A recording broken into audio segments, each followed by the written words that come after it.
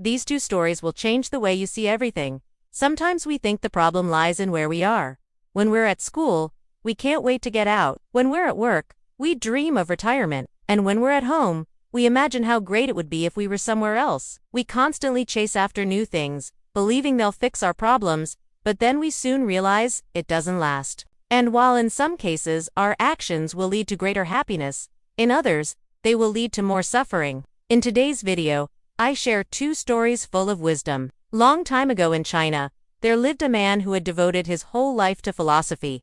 One day he received a visit from his former student. The student was very successful. He was married, had kids, owned a nice house, drove expensive cars, and he was always surrounded by friends. We can either see our problems as big and difficult to overcome, or we can see them as small and easy to deal with. It all depends on our perspective.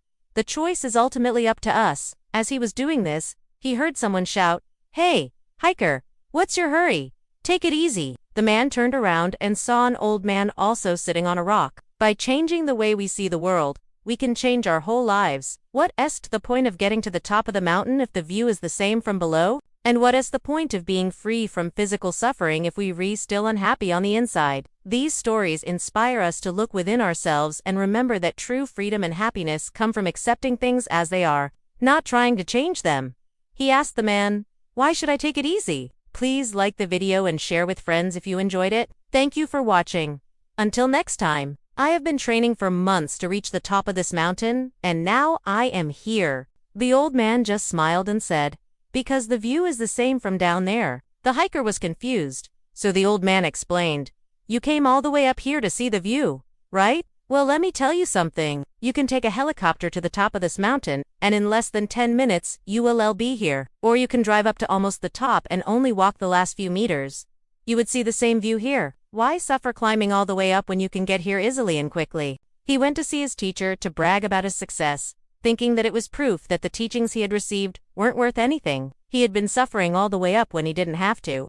The hiker thanked the man for his advice and began to descend. As he did, he kept thinking about the old man's words. The view is the same from down there. From that day on, the hiker never forgot the lesson he learned on that mountain. Whenever he faced a challenge in life, he remembered that it wasn't worth suffering unnecessarily. Do you remember the girl who saved the toad and the toad said that she ruined his life? Well, this reminds me of another story I heard once, about a man who decided to hike to the top of a mountain. He trained hard for months, preparing physically and mentally for the challenge. Finally, the day arrived. He started hiking and struggled his way to the top. They might sound simple, but they'll change the way you see everything.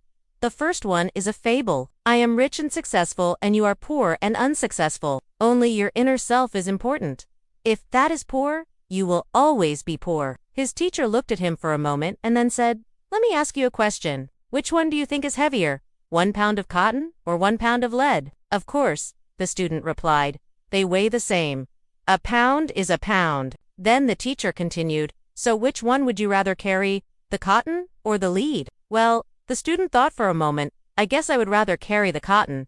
It's lighter." The teacher smiled and said, "That's exactly it. You don't need to change your situation. All you need to do is change your mind. For you, the weight of your problems is not determined by their size, but by the way you see them. If you want to be truly rich, you must cultivate your inner self." The student got angry and interrupted his teacher. "How can I develop my inner self? I have no time for that. I work long hours to earn money. And besides, if I had inner peace, I wouldn't need all these material things." Then the teacher asked him, "If you spend your whole life chasing outer things, how can you ever hope to achieve inner peace? You have spent your whole life studying and thinking about useless things. I, on the other hand, have lived a practical life and have achieved real success. I can buy anything I want and do whatever I want, and yet I am unhappy. I have no inner peace." Instead of thanking her, the toad just stared at her angrily. Confused, the girl asked the toad why he wasn't thanking her. After all, she had saved him, and the toad replied, "You didn't save my life. You just ruined it." The girl was shocked. She had saved the toad, so why was he saying that? So the toad explained to her that during the winter, when it gets too cold, the toads find a cozy place, curl up into a ball and stay still until spring. Because of her, he would now wake up early and have to look for food and water right away, which would make it much harder for him to survive. It was a cold winter day, And there once was a little girl who was walking home from school. She was very happy because the next day was a holiday. She couldn't wait to go home and tell her mother all about it. But as she walked, she noticed something strange. There was a big rock in the middle of the road, and as she got closer, she saw that it wasn't just a rock, it was a toad. The poor thing had been frozen and was now stuck in a block of ice. Feeling sorry for him, the girl did the only thing she could think of. She started hitting the rock with all her might until it broke, and the toad was freed. The girl felt very good about herself. She had saved the toad's life, but then she noticed something strange. Think about this for a moment. In the toad's situation, moving from a bad situation to a worse one is actually an improvement. Why? Because in his case, being alive meant suffering. He was better off sleeping through the winter, even if it meant he would be frozen in a block of ice. Being alive meant having to suffer looking for food, and there was no guarantee that he would even find any. That's why he said that the girl ruined his life. And deep down, he was actually better off before she had hit the rock. We sometimes do things believing they'll make us happy, but we don't take the time to really understand what the consequences will be. The second story will help us understand how our focus determines whether or not we're happy. The student said to his teacher, "Look at me. I am proof that your teachings are worthless." The teacher calmly replied, "Your wealth and material possessions mean nothing."